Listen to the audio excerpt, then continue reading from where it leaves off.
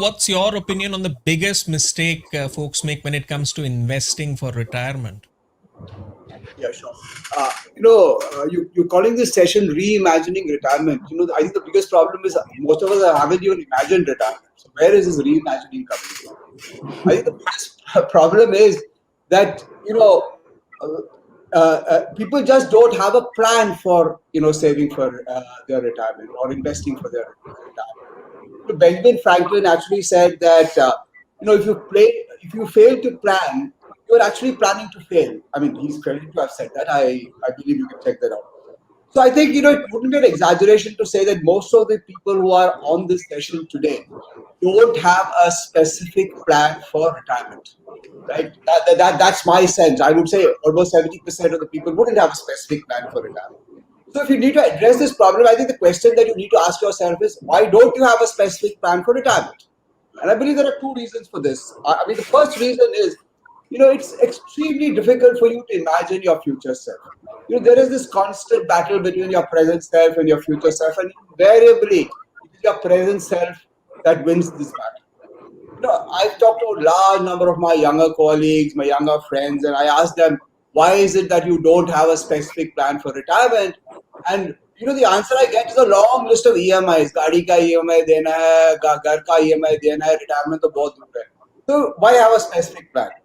So I think behavioral scientists, call this present bias, but to, cut the jargon, it is simply that, all of us are looking for immediate gratification, and therefore, why have a specific retirement plan? And the second dimension is what I called our default setting. I mean, our default setting is, believe me or not, to do nothing. And therefore, we are all sort of prone to say that, why sit down and, write a specific plan for retirement? There's enough time for us to do it. So when I again ask my colleagues, what is it that's stopping you from doing it? How do I get you out of this default setting?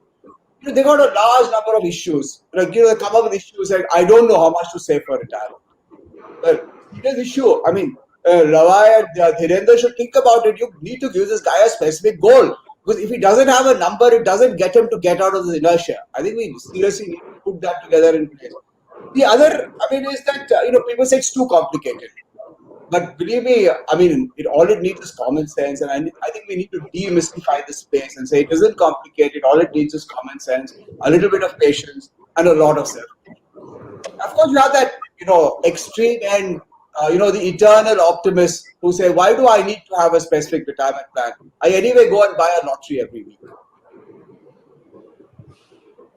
Indeed, and that's where the question comes for either there's one sort of the population. The problem is there is a goal setting issue.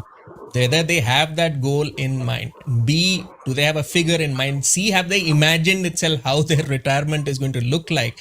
And what are the costs going to be involved in terms of having that upkeep when it comes to the retirement phase and planning accordingly, and therefore planning your investment structure. So a lot of questions that folks themselves need to sit down with themselves and ask and answer. So that's a good starting point to start the conversation there. Thank you, Sashi. We'll come to you, Bhavdeep. How should investment strategies for retirement change as one inches closer to retirement? Broadly, how do things start and how do things change as you head closer? Yeah, thank you, Gautam, for that question. Good morning, everyone. I think the first thing is every individual's financial condition and financial situation is different and unique, and therefore the approach that one needs to take towards retirement planning or the goal fulfillment is different. But broadly speaking, as you kind of approach your retirement age, the risk appetite of an investor typically goes down, and therefore the allocation towards risk assets, which was there during the earlier part of working career or the middle part of working career, compared to that, the investment portfolio needs to be a little more conservative than before.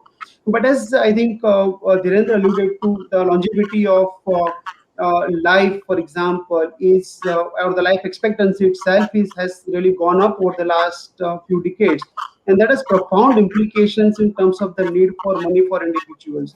So she also talked about the fact that the inflation is one factor one really has to kind of keep in mind For example, I mean, we all keep talking about compounding in the world of investment. So inflation, if you like, is the compound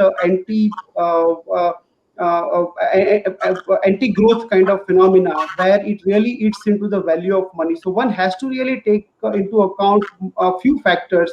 One, the broadly speaking, the allocation towards risk asset has to go down. At the same time, there has to be some allocation towards risk assets, because growth is equally important in the portfolio value to kind of counter the inflation bit. So that's the broad view I would like to share at this point.